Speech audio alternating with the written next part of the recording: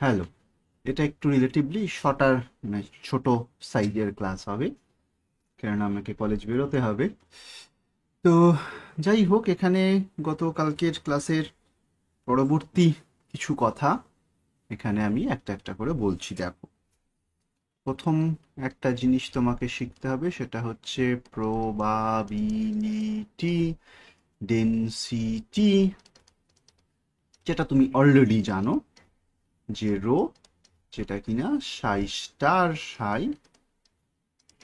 বা mod Sai square at any point of space and time, x এবং t এর function অনুযায়ী এটা হবে।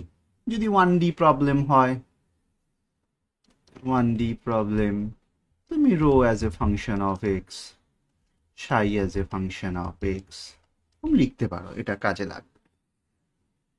এটা হচ্ছে প্রো। তাহলে নেক্সট পয়েন্টটা হচ্ছে প্রবাবিলিটি, এগুলো থেকে অঙ্ক দেয়া হবে কিন্তু, হ্যাঁ। কারেন্ট ডেনসিটি, এটা এটা থেকেও প্রশ্ন দেওয়া হবে। তাহলে প্রবাবিলিটি কারেন্ট ডেনসিটি, এই জিনিসটা ইম্পর্টেন্ট। এটাকে লেখা হবে জে দিয়ে। তো আমি আপাতত ওয়ান ডিমেনশনের মতো করেই লিখব। তো এটা হচ্ছে H cut by 2mi, I মানে ওই স্কোয়ার রুট অফ -1, মানে কমপ্লেক্স কনজুগেট, মানে কমপ্লেক্স ভ্যারিয়েবলের যে আই সেটাই। H cut by 2mi Sai star 1D-তে লিখছি আমি আপাতত, psi star del psi del x, এটা মনে রাখবে। হুম, psi star del psi del x হলো minus psi del psi star del x, minus psi মানে জাস্ট স্টারটা বদলে যাবে। এইটা ক্যালকুলেশন করতে অনেক সময়ই দেয়, হ্যাঁ। 3D-তে যে যখন লিখবে এইচ কাট বাই 2mi, অনেক জায়গাতে আইটা উপরে দিয়ে এখানে মাইনাস চিহ্নটাকে চেঞ্জ করে দেয়, তখন এই ডেরিভেটিভটা গ্র্যাড হয়ে যাবে, গ্র্যাড সাই স্টার। হুম, এটা মনে রাখবে। এখান থেকে ছোটখাটো নিউমেরিক্যালস, কিন্তু নিউমেরিক্যালস ইন দ্য টেস্ট। হুম,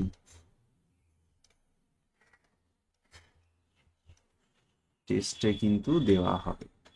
বেশ, এখানে আর দিচ্ছি না, মানে সাই বলে দিয়ে তোমাকে ধরো গিভেন আ সাই, খুব simple numerical, given a Sai find J, তো সেটা তুমি নিশ্চয়ই পারবে। সাইটাকে কমপ্লেক্স কনজুগেট করবে, সাইটাকে ডেরিভেটিভ করবে, আবার সে বিয়োগ দিয়ে দেবে সেখান থেকে, সাই এর কমপ্লেক্স কনজুগেটেড ডেরিভেটিভ একবার করবে, একবার নর্মাল সাইয়ের ডেরিভেটিভ করবে। যদি তাদের মধ্যে কিছু পার্থক্য থেকে থাকে, সো উইল গেট, মানে এই দুটো যদি আলাদা হয়ে থাকে, তাহলে তুমি নন জিরো একটা কারেন্ট ডেন্সিটি পেতেই পারো। So will see that in the text. তুমি যে কোনো বইতে এক্সাম্পলস করে দেওয়া আছে, সেটা খুব একটা সমস্যার কিছু নয়। যাই হোক, এইবার আমার বক্তব্য হচ্ছে একটা অন্য। শ্রোডিঞ্জার ইকুয়েশনটা কাজে লাগিয়ে তুমি একটা রিলেশন প্রুফ করতে পারো, সেটা তুমি একবার চেষ্টা করে দেখতে পারো, যে ইউ ক্যান প্রুফ, এটা তো হলো ইউ ক্যান প্রুফ, কিভাবে করব, ইউজিং শ্রোডিঞ্জার ইকুয়েশন, যে ডাইভারজেন্স জে মানে ডেল রো ডেল টি হবে, যে মানে এই যে, আর রো মানে এই রো, এটাকে বলা হবে continuity equation, equation in quantum mechanics. Continuity equation সর্বত্র রয়েছে, কোয়ান্টাম মেকানিক্সেও থাকবে, সেটাই স্বাভাবিক। তো তুমি এখানে লিখে দিই ইউজিং শ্রোডিঞ্জার ইকুয়েশন, তুমি এটা প্রুভ করতে পারো, একবার চেষ্টা করো হোমওয়ার্ক হিসাবে। যদি তুমি প্রথম এই ভিডিও দেখে থাকো, নিচে এইখানে ভিডিও ডেসক্রিপশনে এই পিডিএফ গুলো ডাউনলোড লিঙ্ক পাবে। আর আমাদের হোয়াটসঅ্যাপ চ্যানেল, যেখানে আমরা সব কিছু আপডেট দিই, সেই চ্যানেলের জয়নিং লিঙ্কটাও পেয়ে যাবে। বেশ, তাহলে এইভাবে তুমি কন্টিনিউটি ইকুয়েশন প্রুফ করে ফেললে, কোনো সমস্যা নেই। আনসার্টেনিটির কথাটা একবার এখানে বলবো। আবার মেজারমেন্ট নিয়ে সবসময়ই আমি কথা বলতে ইন্টারেস্টেড, কেননা মেজারমেন্টটাই তোমরা ভালো বুঝতে পারবে না, পারো না ইন জেনারেল প্রথম দিকটাতে, সেটাই খুব স্বাভাবিক। তো মেজারমেন্ট সম্বন্ধে এক দুটো কথা বলে নিই, তারপরে কোয়ান্টামের আনসার্টেনিটি বলবো, দিয়ে এইগুলো মোটামুটি ছেড়ে দেওয়া হবে। ধরো তোমাকে একটা স্টেট বলে দিয়ে যদি বলে যে এই স্টেটে থাকার প্রবাবিলিটি কত, মানে ধরো সে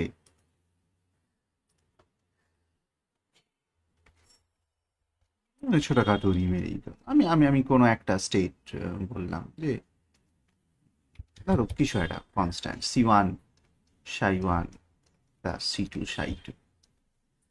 এবার এখানে আমরা আগের দিনই বলেছি, আবার বলছি, probability to find the particle, এগুলো সব কিন্তু টেস্টে অঙ্ক দেয়া হবে। in ψ1 is C1 square, probability to find the particle in ψ2 সেটা কিন্তু C2 স্কোয়ার। এটা একটু খেয়াল রাখো। এবারে তুমি যদি এনার্জি মেজার করো বা কোনো ভ্যারিয়েবল মোমেন্টাম মেজার করো, এটা জেনারেলি এগুলো energy eigen state, momentum eigen state হবেই, তার কোনো কথা নেই। কিন্তু যদি তুমি যদি বলে probability to find the particle with energy E0, মানে ধরো এখানে E1 এনার্জি, এখানে E2 এনার্জি, তো এই এই এই ψ1টার ধরো E1 এনার্জি, এটার ধরো, আমার কথাগুলো ভালো করে শুনবে টেস্টে, নাহলে অঙ্কটা করতে পারবে না, যে তাহলে probability to find the particle, probability to find the energy, probability to find নয়, তাহলে এইভাবে তুমি ভাষাটা ইংরেজিটা হয়তো বুঝতে পারবে না, যে তুমি E1 পাবে, probability that you get energy E1, সেই প্রবাবিলিটিটাও C1 স্কোয়ার। এগুলো সবই C1 স্কোয়ার C2 স্কোয়ার বলছি, প্রোভাইডেড যে that wave function is normalised, যে C1 square plus C2 square should be 1। যদি না থাকে তোমাকে 1 বানিয়ে নিতে হবে, মানে ভাগ করে ফেলতে হবে একটা কমন টার্ম দিয়ে। Probability that you get energy E2 is C2 square. আর একটা জিনিস হচ্ছে এক্সপেকটেশন ভ্যালু, যে এনার্জিটা মাপলে কত পাবে তুমি। Probability that you get energy E1 is C1 square. Probability that you get energy E2 is C2 square. Expectation value of energy, এটা হচ্ছে স্বাভাবিক C1 square E1 plus C2 square mod square, এগুলো সব E2, এগুলো সবই valid. All these are valid provided, যদি না থাকে তোমাকে নর্মালাইজ করে নিতে হবে, provided C1 square plus C2 square equals two 1। তার মানে হচ্ছে ওয়েভ ফাংশন ইজ নর্মালাইজড।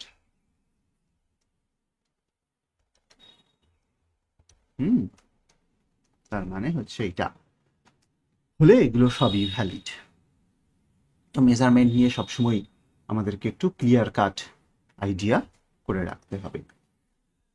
বেশ, থার্ড পয়েন্ট আমি যেটা বলতে চাইছিলাম সেটা হচ্ছে আনসার্টেনিটি অ্যান্ড কমিউটেশন। এখান থেকে অঙ্ক দিতে পারে।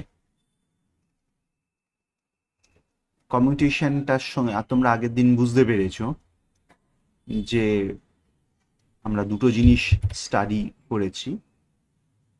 আনসার্টেনিটির ক্লাসে আমরা দেখেছি যে delta x delta P x must be greater equals to h/2, and আমরা এটাও দেখেছি যে এক্স পি এক্স তার কমিউটেটর ইকুয়ালস টু IH কাট। তাহলে আমরা এটা বলতে পারি যে আমরা এটাও বলেছি অলরেডি যে যদি দুটো অপারেটর কমিউট না করে তাহলে দুটো একসঙ্গে জানা যাবে না, অ্যান্ড তাদের মধ্যে অফকোর্স একটা আনসার্টেন, একসঙ্গে জানা যাবে না মানে we can know with an uncertainty, একসঙ্গে এক্সাক্ট ভ্যালুটা জানা যাবে না বাট উইথ অ্যান আনসার্টেনিটি। তো কমিউটেটর নন জিরো মানে, আমি আবার একবার বলছি, কমিউটেটর বারবার করে আমার কথাগুলো শুনবে, যত ছোট করে পারা যায় আমি বলার চেষ্টা করছি। আনসার্টেনিটি বিটুইন দ্যাম মানে তার একটা আমরা মোস্ট অ্যাকুরেটলি আমি মাপতে পারবো না, সেখানে আমার একটা ফর্মুলা রয়েছে। এটা হচ্ছে যে সিগমায় মানে সিগমা বলতে uncertainty in an in that operator, এটাকে আমি একটু ঘুরিয়ে কায়দা করে গিফিসের মতো করেই লিখবো যে if a b not equals to 0 then sigma a sigma b, sigma A আর সিগমা বি হচ্ছে বুঝতেই পারছো যে আনসার্টেনিটি ইন মেজারিং দেম, সেটা 1/2i, একটু কায়দা আছে এখানে, 1/2i expectation value of that commutator মানে অ্যাভারেজ ভ্যালু, যদি কিছু থাকে এটা একটু ঝামেলার বিষয় হতে পারে ইনিশিয়ালি ইয়ে করাটা, তার উপরে একটা স্কোয়ার করতে হবে, দিয়ে সেটাকে আবার স্কোয়ার রুট করতে হবে। স্কোয়ার করে স্কোয়ার রুট কেন করবো স্যার? এই যে 2i-টাকে কায়দা করা। তো যাই হোক, এটাকে তুমি এতটা জটিল না করে আই গেস তোমার জন্য এত ফর্ম্যালিটি না করলেও চলবে। তো এটাকে 1/4 as far as your value is concerned 4 করে স্কোয়ার করে সিগমা স্কোয়ার, এটাকে 1/4 এবি মড, এই সব এদের সব মড ভ্যালু, এবি কমিউটেটর তার সব মড ভ্যালু এরকম করে দিলে চলবে, মানে আই গেস খুব একটা অসুবিধা হওয়ার কথা নয়। মড স্কোয়ার আর কি, তাহলে 1/4টা করবো না আমি, তাহলে কোর্স 1/4টা করবো না, এটা 1/2 করে দেবো, চলবে। মানে sigma A sigma B uncertainty must be greater than, এটা ইকুয়ালস টু বলাটা ঠিক হলো না, তো যন্ত্রণা,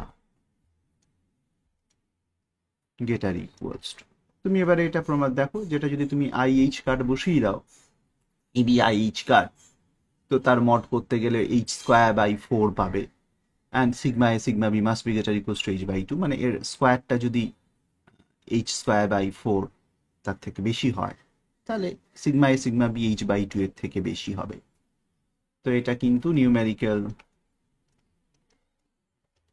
এক্সাম্পল, মানে তোমাকে দিয়ে দেওয়া হবে যে দুটো অপারেটর, তার কমিউটেটরটা বলে দিলাম, ধরো এ আর বি কমিউটেটরটা দেয় 5, তাহলে সিগমা এ সিগমা বি কত হবে, মানে sigma A sigma B must be greater equals to কত, তার মিনিমাম ভ্যালুটা কত হবে। তো এটা 5 বসিয়ে দিলে 5/2, তার স্কোয়ার করলে দিয়ে আবার তার স্কোয়ার রুট করলে, তোমাকে এইটা স্কোয়ার করে স্কোয়ার রুট মড স্কোয়ার করতে বলা হয়েছে কেন? Because to get rid of the complex I, সেটার জন্য তোমাকে রিয়েল দেওয়া হলে 5/2, অ্যাজ সিম্পল অ্যাজ দ্যাট। বেশ, তো এইভাবে তোমাকে নিউমেরিক্যালস দেওয়া হতে পারে ছোটখাটো। এবার আরেকটা টাইপের প্রবলেমের কথা বলবো, সেটা হচ্ছে যে উল্টো প্রবলেম, যে গিভেন আ ওয়েভ ফাংশন, একটা ওয়েভ ফাংশন দিয়ে তোমাকে যদি দিয়ে দেওয়া হয় function find the value of the potential, উল্টোটা। এটাও কিন্তু পরীক্ষায় আমি জিজ্ঞেস করি। খুব কমন কোয়েশ্চেন। ধরো তোমাকে বললাম যে আই এক্স ইজ, এটা কেটে গেছে, ও ঠিক আছে, লিখে দিচ্ছি e to the power minus x square by two cos hyperbolic root two x. তো স্যার কস হাইপারবোলিক কি জিনিস?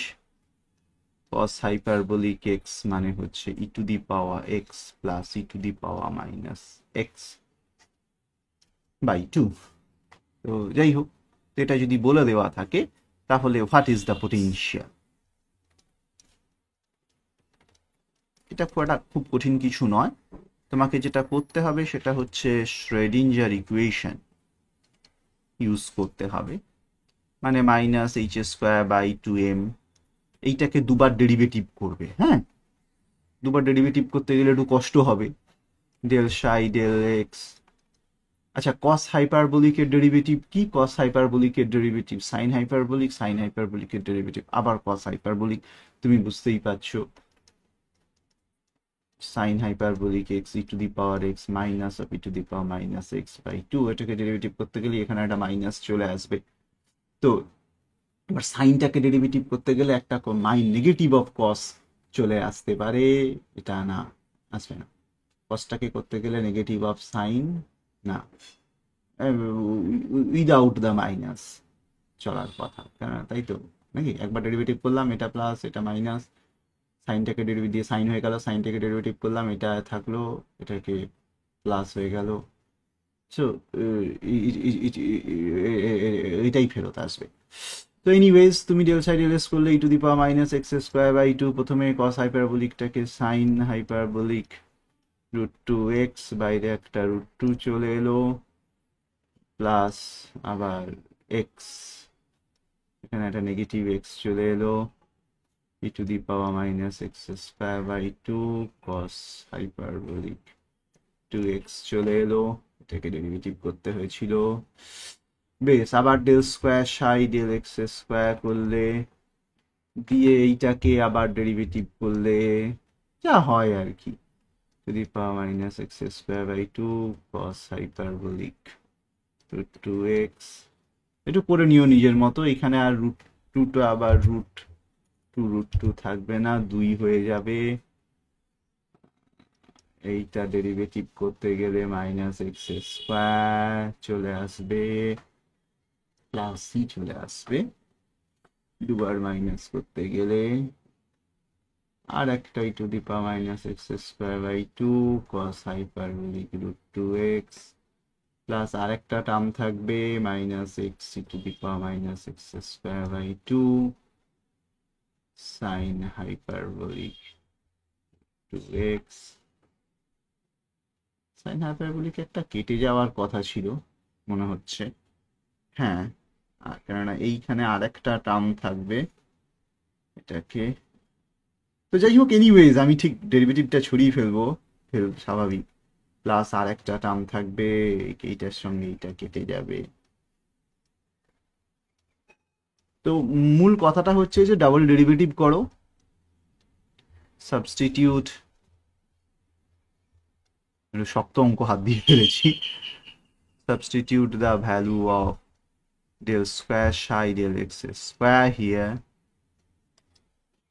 বেশ, প্লাস ভি এক্স তুমি জানো না, আননোন, এইখানে সাই এক্স এর ভ্যালুটা তুমি লেখো, right psi x here equals to e psi x, এখানে আবার psi এর ভ্যালুটা এখানে বসাবো, দিয়ে তুমি ডান দিক বাঁ দিক ম্যাচ করে বুঝতে পারবে যে ভিটা কি হলে এই গোটা জিনিসটা ম্যাচ করবে। কেননা এইটাই আমি এগোতে আর পারলাম, ডেরিভেটিভটা অনেকটা টাইম লেগে যাবে, এদিক ওদিক করে কোথায় কি ঠিক ভুল হচ্ছে। E can not be function of x, function of x, এটা খেয়াল রাখবে যে ইটা কিন্তু এক্স এর ফাংশন নয়, ইটা মাস্ট বি আ কনস্ট্যান্ট। তো সেইটা ম্যাচ করতে গেলে কি করতে হবে, সেইটা ম্যাচ করতে গেলে কি করতে হবে এটা তোমাকে খেয়াল রাখতে হবে, যে পোটেনশিয়ালটা কি টাইপের হলে এখানে পোটেনশিয়ালটা সেই ট্যান হাইপারবোলিক টাইপারবোলিক কিছু একটা চলে আসবে। তোমরা একটু শক্ত যে একটু কষলে একটু মাথাটা একটু পরিষ্কার হতে পারে। তো যাই হোক, বুঝতে পারছো? আমার মনে হচ্ছে বুঝতে পারছো না। তো একটু সহজ জিনিসের কথা, e to the power minus b x square, তাহলে ডেল সাই ডেল এক্স হচ্ছে minus b x by two, একটা ডেরিভেটিভ করব, টু এক্স না টু কেন আসছে, এই যেগুলি আমি ডেরিভেটিভগুলো ভুল করে দিই, two b x a e to the power minus b x square del square psi del x square, যেটা হবে minus two b a e to the power minus b x square minus two b x square. তাহলে তখন যখন two b হবে তখন এটাকে আর একটা টু বি নামবে, four b square x square e to the power minus b x square. এবারে এইটাকে বসিয়ে দাও, minus h square by two m, এটা বসিয়ে দাও, minus two b a e to the power minus b x square সব common, one minus two b x square, এখানে এটাও একটা মাইনাস টু বি হবে, সো এটা উইল বি আ প্লাস। বেশ, প্লাস ভি এক্স আননোন তুমি জানো না, এটা a e to the power minus b x square equals to e, সাইটা হচ্ছে a e to the power minus b x square. এবারে এই টার্মগুলো চারদিকে কমন, এগুলো কেটে গেল, তোমার কাছে পড়ে থাকলো minus h square by two m minus two b into 1 minus 2b x square like this plus vx equals to e, যেটা কিনা not a function of x।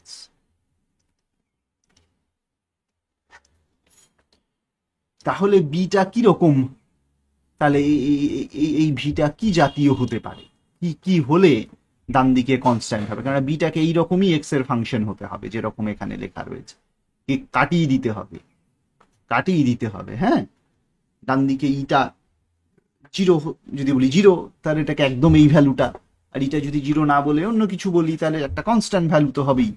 ফলে এই ফাংশনটাকে এমন হতে হবে যাতে এই মালটা কেটে যায়, মানে বুঝতেই পারছো এক্স স্কোয়ার টার্মটা কিছুতেই থাকা চলবে না, বাকি একটা কনস্ট্যান্ট এদিক ওদিক থাকতেও থাকতে পারে, সেটা কোনো সমস্যা নয়, but V x must be, এইটা must be some constant into x square, সেটা না হলে এই মালটাকে তুমি তাড়াতে পারবে না লেফট হ্যান্ড সাইড থেকে, লেফট হ্যান্ড সাইড থেকে তাড়াতে না পারলে রাইট হ্যান্ড সাইডে ইটা কিন্তু কখনোই ফাংশন অফ এক্স হবে না। তো এইরকম ছোটোখাটো দুটো একটা জিনিস পরীক্ষায় কিন্তু দিয়ে থাক। এরপরে মোটামুটি হয়েই এসছে, সামান্য একটু আমি ইয়ের কথা বলবো, স্টেপ ব্যারিয়ারের কথা বলবো, সবটা শেষ করতে পারবো না। পোটেনশিয়াল স্টেপ এইরকম একটা জিনিস, এরকম করে একটা পার্টিকেল আসছে, পার্টিকেলটা এইদিকে পেরোবে কি পেরোবে না, কি এইদিকে পালিয়ে যাবে, এই হচ্ছে মেন গল্প। তো এইটা ধরো ভি জিরো, এটা ধরো জিরো, এবার দুটো কেস হতে পারে, ই গ্রেটার দেন ভি জিরো আর ই লেস দেন ভি জিরো, তাই না? পার্টিকেলটা আসছে, এনার্জিটি দুম করে ধাক্কা খাবে নাকি ধাক্কা না খেয়েই পালিয়ে যেতে পারবে, এগুলো থেকে কিছু কিছু জিনিস তোমাকে মনে রাখতে হবে, সেগুলো আমি বলবো এই ক্লাসটাতেই, এই মুহূর্তে নয়, একটু জাস্ট আইডেন্টিফিকেশন করে দেওয়া যে পোটেনশিয়াল স্টেপ প্রবলেম কিরকম হয়। পার্টিকেলটা E greater than V greater than V zero হতে পারে, লেস দেন ভি জিরো হতে পারে, পোটেনশিয়াল ব্যারিয়ার প্রবলেম কিরকম হতে পারে, কাকে বলে সেটা তো আগে প্রথমে জানতে হবে। এরকম একটা জিনিস, এটা ধরো ভি জিরো, এটা ধরো জিরো জিরো, এরও একই কেস, পার্টিকেলটা এখানে দুম করে ধাক্কা লাগবে, পার্টিকেলটা উপর দিয়ে পালিয়ে যাবে। এবারে ধাক্কা লাগা পালিয়ে যাওয়া দুটো কিন্তু আলাদা আলাদা কেসে তোমাকে কনসিডার করতে হবে। হ্যাঁ, এবং এইখানে দুটো তিনটে জিনিস এর এক্সপ্রেশন তোমাকে জানতে হবে। সেটা হচ্ছে যে reflection coefficient, transmission coefficient, transmission probability, এই সমস্ত জিনিসগুলো একটু জানতে হবে। এই দিকে একটা, এই দিকে একটা অঞ্চল, এটা রিজিয়ন 1, রিজিয়ন 2। আমার এখানে কিন্তু রিজিয়ন, এখানে তিনটে রিজিয়ন আছে, রিজিয়ন 1, রিজিয়ন 2, রিজিয়ন 3। এই তিনটে রিজিয়নে আলাদা আলাদা আলাদা আলাদা করে ওয়েভ ফাংশন। ডেরিভেশন কিন্তু করতে হবে না এগুলোর, হ্যাঁ। স্টেপ অ্যান্ড ব্যারিয়ার প্রবলেমের নো ডেরিভেশন রিকোয়ার্ড, কোনো ডেরিভেশন করতে হবে না। এর ওয়েভ ফাংশনের কেমন দেখতে এটা জানা, এটা জানাটাই মূল উদ্দেশ্য। ওয়েভ ফাংশনের এক্সপ্রেশন। আর দুই হচ্ছে transmission probability, transmission and reflection probability. এইগুলো কাজে লাগে তো।